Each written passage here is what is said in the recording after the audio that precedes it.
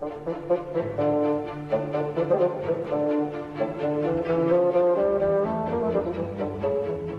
present The Mistake of the Machine, adapted by John Scotney, with Andrew Sachs as Father Brown.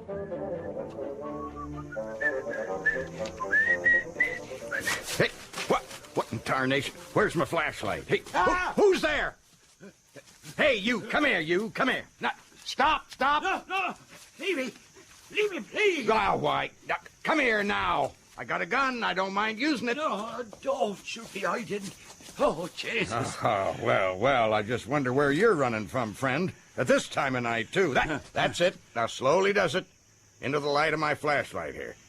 Let's have a look at you. Look, don't. Keep your hands high. See, you sure are one very unlucky Irishman to run into me this time of night. Who the devil are you? The name's Greywood Usher. I'm governor of the jail here. And I guess I got a pretty fair idea who the devil you are, stranger. Come on now, this way. And I strongly advise you don't try anything funny. Help yourself to sugar, John. Oh, thank you, yes. Do you know, this is the first proper cup of tea I've had since I arrived in America.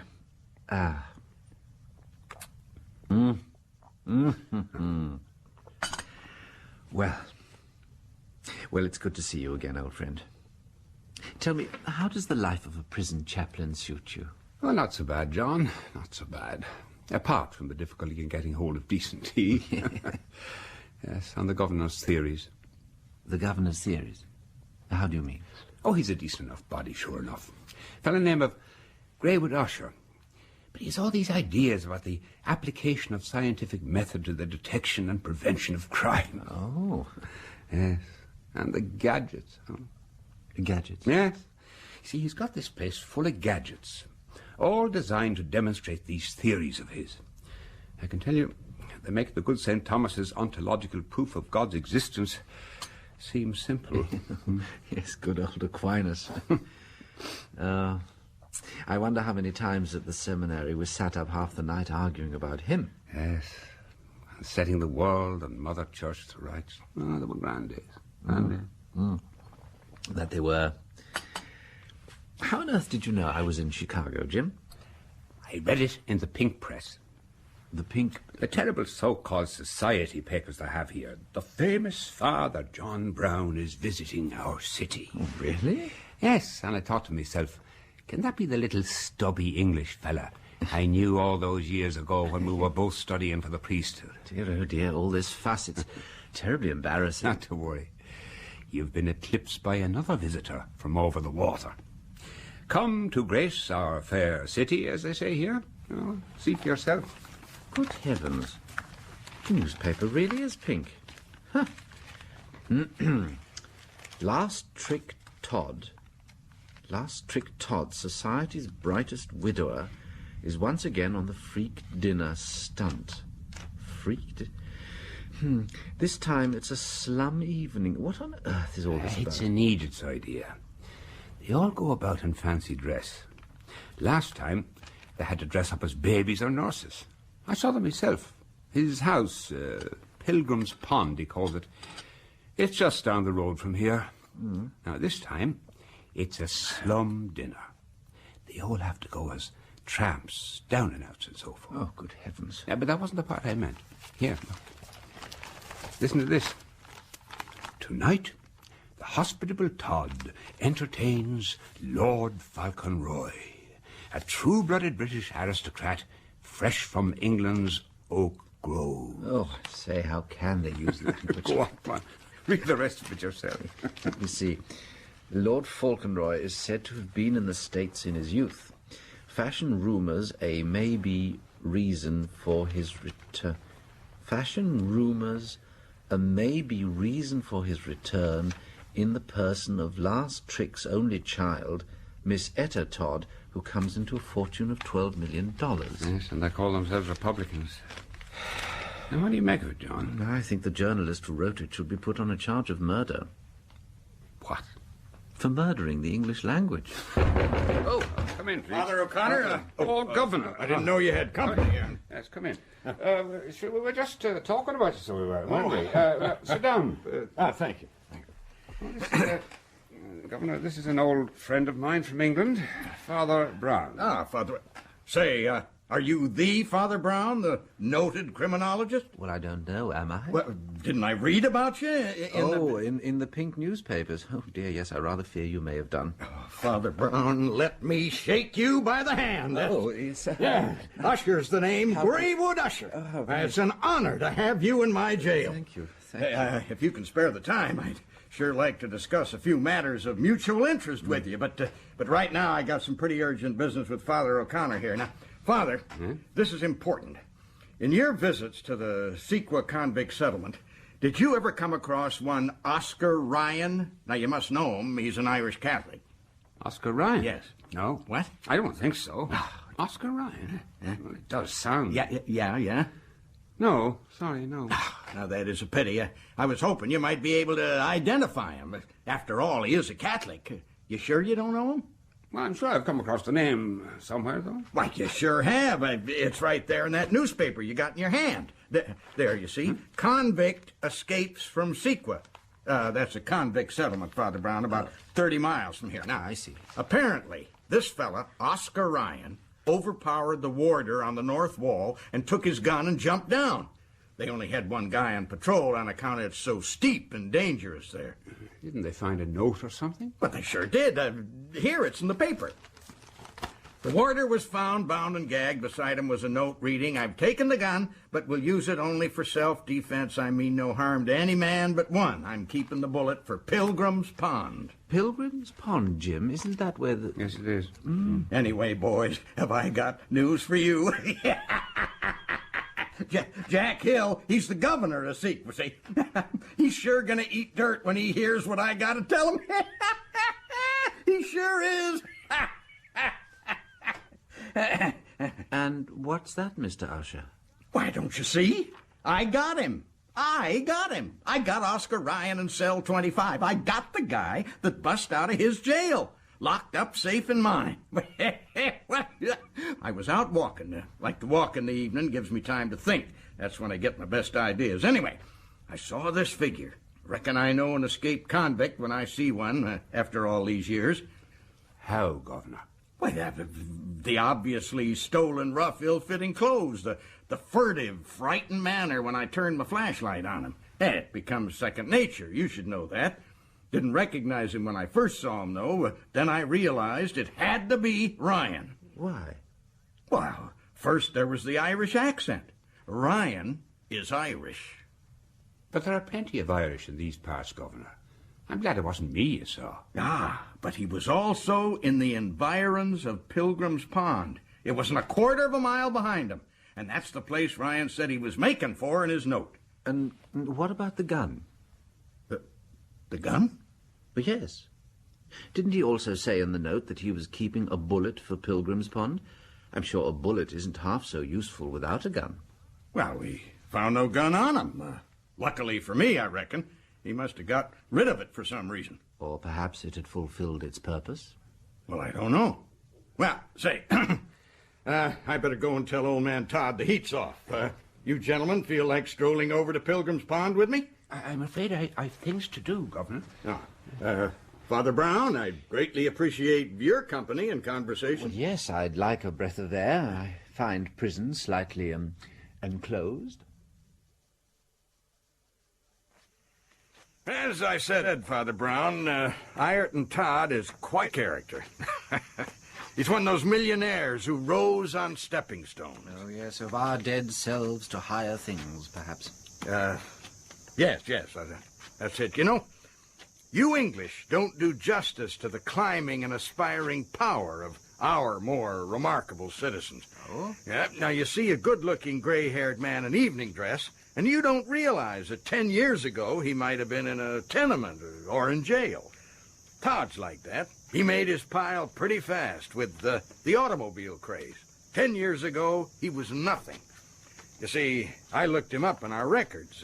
I'm proud of our record system. Mm-hmm. I invented it myself. Oh. Yes, and I got the jackpot. Seems his little daughter, Etta, had a childhood sweetheart, an Irish laborer. And when old man Todd got rich, he threw this Irish fella out on his ear. Now, you know what his name was? No, I can't say that I do. Ryan O'Shea. Remind you of anything, Ryan O'Shea? Well, it sounds rather like Oscar Ryan reversed. Father Brown, I can see your reputation's deserved. Now it all makes sense, you see. O'Shea, or Ryan, goes to the bad. He's jailed for 5 years. In jail, he reads all about this English lord and his little Etta, his childhood sweetheart. See. Anyway, here we are. This is Pilgrim's Pond. I'll ring the bell. Now, he gets all riled up and decides to bust out of jail so's to gun for Ireton Todd, who he believes has ruined his life. I see. Good evening, sir. That it is, yes. I'm Governor Usher from the penitentiary. I'd like to speak to Mr. Todd. I'm afraid Mr. Todd is out, sir. Out? I thought he was having a party. One of the guests has gone missing, sir. Lord Falconroy. Mr. Todd and the other guests are out trying to find him. Well, I'll be. Lord Falconroy. Is Miss Etta about? I believe I saw Miss Etta and a companion getting into her motor car. Ah, it seems you have just missed her. Oh, I expect she's helping in the search. No doubt, sir. Well, when Mr. Todd gets back, you just tell him not to worry, because I've caught Oscar Ryan. That's me personally, Governor Usher. I will convey that message to him, Mr. Usher. What a fool I've been, Father Brown. Oh, surely not, Mr. Usher. I stupidly thought it was Todd that Ryan was gunning for, and I was wrong. Ah. No, Ryan was after his rival, my Lord Falconroy, and he got him.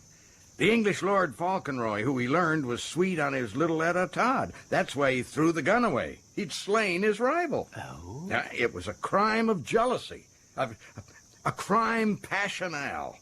After he'd shot Falconroy, he'd no further use for the gun and threw the body in the pond, Pilgrim's Pond itself. It's a pretty deep pond, that is. It is? Yes, it is. Never mind. I got a trick or two up my sleeve still, Reverend. Let's get back. There's one or two things I'd like to show you at the pen. Might well interest a famous criminologist like yourself. Did you ever see a psychometric detector put into practice? A what? It's a pulsometer strapped to a man's wrist. It measures the heartbeats. Good heavens, why? Well, the variations in pulse rate tell me if he's lying. What? How? I reckon you English don't cotton to the march of science in these matters. I intend using the machine on Oscar Ryan, and in my opinion, the machine can't lie. No machine can lie, Mr. Usher, nor can it tell the truth. But how does your machine work? Well, I simply read a list of words to the subject and ask him in each case to reply with the first word that comes into his head. The machine records variations in his pulse. Now, the trick is to introduce some word connected with something quite different, yet in a list in which it occurs quite naturally. Oh, I see. I think I do. If he's agitated by the word, his pulse will jump? I'll prove to you it works. Now, here's Ryan's cell. I posted a warder outside. I thought your system made that unnecessary. Well, this is a special case. McGurk, how's the prisoner been behaving? Not too badly, sir. He seems a bit resentful. He keeps on demanding to make a telephone call. A telephone call? Well, open up, will you? Come on, Ryan. Come on, out you come. There's the governor to see you. All right. Look, I can't stick this much more. If you want to know all about... Address the governor as sir. Oh, very well. Sir! Brother Doyle! God, help us when you look at that! It's Brother Doyle! Quiet, you! Swine! I said quiet! Look at him, that filthy swine! I said quiet now, or you'll be in trouble. You were saying, Ryan? Nothing. What do you want to do with me? Just a few simple tests. This way.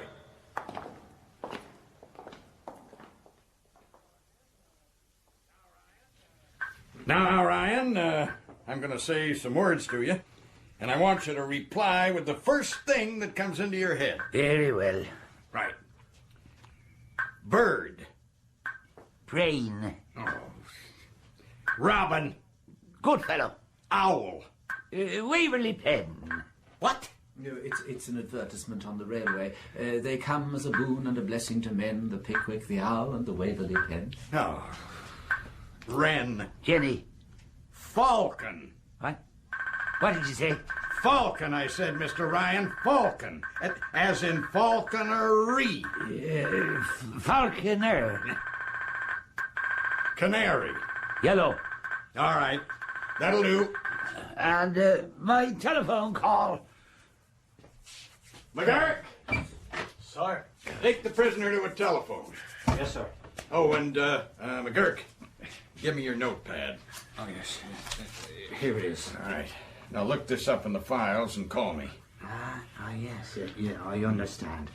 Come this way, you.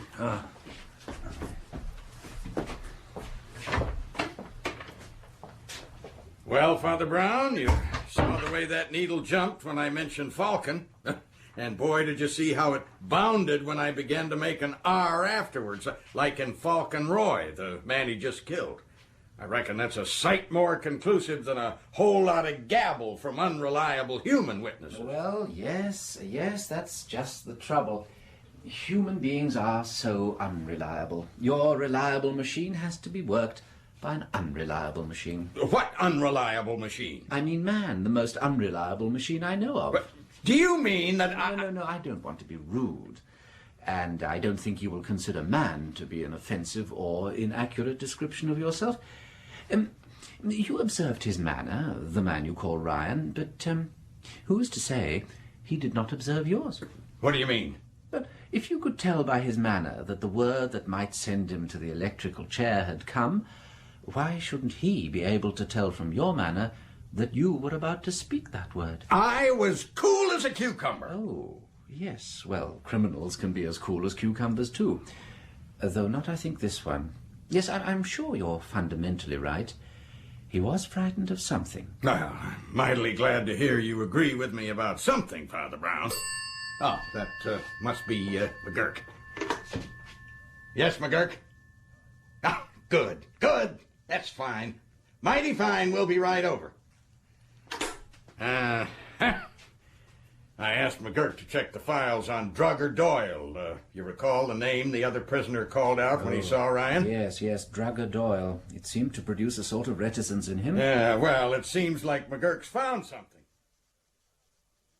Doyle, William Michael, origin unknown, query Ireland. There, you see? Nickname Drugger Doyle. Yes, why was that, Mr. McGurk? Well, it seems it was to do with his modus operandi, Father. Apparently he was a handsome, well-bred seaman buck. Well, that fits our man, anyhow. Oh, that it does, sir. He used to make himself agreeable to barmaids and shop girls, that sort of poor, silly creature, and trick them out of their money. Oh, he was a species of grafter. Sometimes, though, he went a great deal farther, and they were found drugged with cigarettes or chocolates, and all their property, everything they had, was missing. Hence the nickname. Ah, yes, sir. By then, though, he'd moved on to a bigger game. The spoiled daughters of the rich. You know the sort. Rich little darlings whose parents can't refuse them anything, and Dirk, I'll have none of your socialism here. Oh, sorry, sir, sorry. Anyhow, he was sent down several times, never got too long a sentence. Then one day, he overdid the dose. One of his victims was found dead, and Doyle disappeared from Chicago. Oh, what a mean, depraved creature this Doyle sounds. Sure does, Father. Well, with this against him, he'll be lucky to escape the chair. Even if we don't find Falcon Roy's body. Sir, it says here that a character answering Doyle's description later turned up in New York, suspected of defrauding a wealthy widow out of over $1 million. Then he disappeared. That was 1908, sir. 5 years ago, just about the time Ryan was put away. I reckon my machine and my record system have just about done for Ryan. Ryan equals Doyle equals the electric hot seat. What your methods have done for Mr. Ryan, whoever he may be, is save him from the electric chair. Mr. Usher, you've proved that Drugger Doyle, the wanted murderer, couldn't possibly be your Mr. Ryan. Well, how do you mean, Father? Why, bless us all, because Oscar Ryan is unlikely to be guilty of all these mean, cowardly acts. Mr. McGurk here tells us that Drugger Doyle spent years wheedling small sums out of needy young girls. Oh, that's right, sir. Yes, and that he drugged and cheated and lied. Yes. Now, is that the kind of man who would dare to attack an armed warder, though unarmed himself? Well, Would he leap down from a high wall at considerable risk to his life? Would a man whose whole life is deception and lies leave a note to the police telling them where to look for him? You mean the message about Pilgrim's Pond? Yes. Doyle would only have said he was going to Pilgrim's Pond if he had no intention of going near the place. Saints alive, the two men's characters are utterly different. Drugger Doyle would never risk his life and his freedom to carry out an act of vengeance. So the man I've got isn't Drugger Doyle? No, that's not what I said.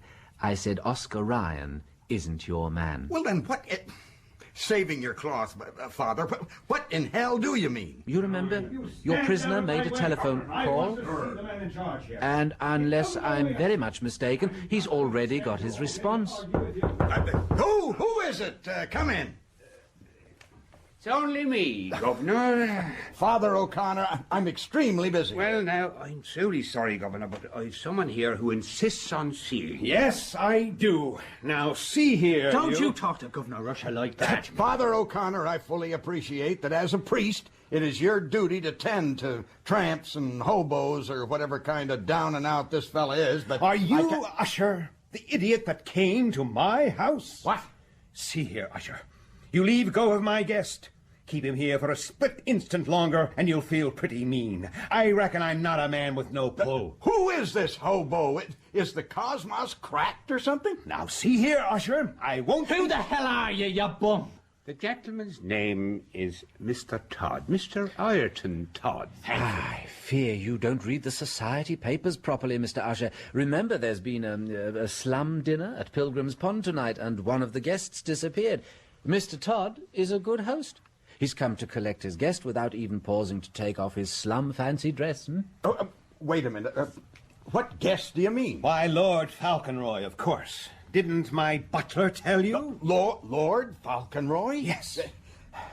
Mr. Todd, I apologize that I didn't recognize you, but I've got to tell you that I'm sorry to say that your guest, Lord Falconroy, is dead. Dead? The man's mad. See here, you. Lord Falconroy telephoned me not 10 minutes ago. I think, Mr. Usher, that Lord Falconroy is not dead. I think I understand you, John. He is, in fact, gentlemen, in cell number 25. Thank you. Someone's making sense at last. Cell 25. I'll go and collect him myself. Hold on there. Are you saying that the man in rags I caught was Lord Falconroy? That's right. Dressed in his fancy dress costume for the slum dinner. You said your machine couldn't make a mistake, and in one sense it didn't. But the other machine did, the machine that worked it.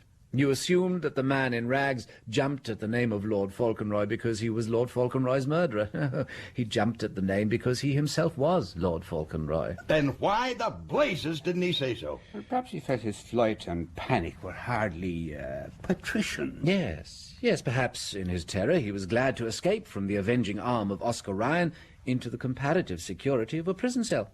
I suspect he was just going to tell you who he really was when that fellow in the other cell opposite saw him and found another name for him. You mean you... Now, wait here. The man I caught really is Drugger Doyle? Lord Falconroy is Drugger Doyle? It seems a strong possibility. Yes, I think it is probable that Lord Falconroy and Drugger Doyle are one and the same. Oh, I've no idea what you lunatics are talking about. But I demand that you release my guest immediately. No, Mr. Todd, I will not release Lord Falconroy. Oh. I'm holding him pending investigation of a murder that occurred in... you got the file there, McGurk? Yes, sir, here. thank you. In 1905, in the state of Illinois, under his then alias of Drugger Doyle. You'll answer to this, Usher. I'm quite prepared to do that, Mr. Todd. Mr. Todd, have you informed the police that your daughter is missing? How the hell did... No, sir, I have not. My daughter is a very independent young lady. She frequently goes off without telling me. She can look after herself. She'll be back tomorrow. I see. And were any of the guests at your slum dinner dressed as convicts, may I ask? Yes, it was my daughter's show. She had quite a few of her friends dressed like that. Look, I've had enough of this nonsense. I'll be round to see Falconroy in the morning with my lawyers. Good night. Well, I shall be quite surprised tomorrow if the pink papers don't report something like astounding elopement of escaped convict with heiress, her childhood sweetheart. Well, I'll be. I guess Etta arranged this whole freak dinner just to cover her getaway with Ryan. But why did Ryan want to kill Falconroy? Well, it's all in the foils, sir. It seems before Todd got rich, Etta was one of the poor girls that Doyle deceived. And when Etta told Ryan who Falconroy was, he decided to combine avenging her with their elopement. Why didn't he kill him, John? Oh, I imagine Falconroy fled when Ryan threatened him, and the lovers weren't prepared to jeopardize their plans to elope by pursuing him. Huh? Love mattered more to them than hatred, it would seem. That is something. Imagine Lord High Falconroy being a fake. Oh, he's no fake. What? No, he's a perfectly genuine peer of the realm. Mr. Usher, you don't do justice to the, a climbing power of our more remarkable citizens. You see a good-looking grey-haired man with a title, and you don't realize that 10 years ago he might have been in jail. In The Mistake of the Machine, by G.K. Chesterton, the part of Father Brown was played by Andrew Sachs. O'Connor by T.P. McKenna, McGurk by Billy Boyle, Usher by Don Fellows, The Prisoner by Brian Haynes, Todd by Ed Bishop, The Butler by Manning Wilson, and The Convict by Stuart Organ. The Mistake of the Machine was adapted by John Scotney, and the director from Bristol was Alec Reed.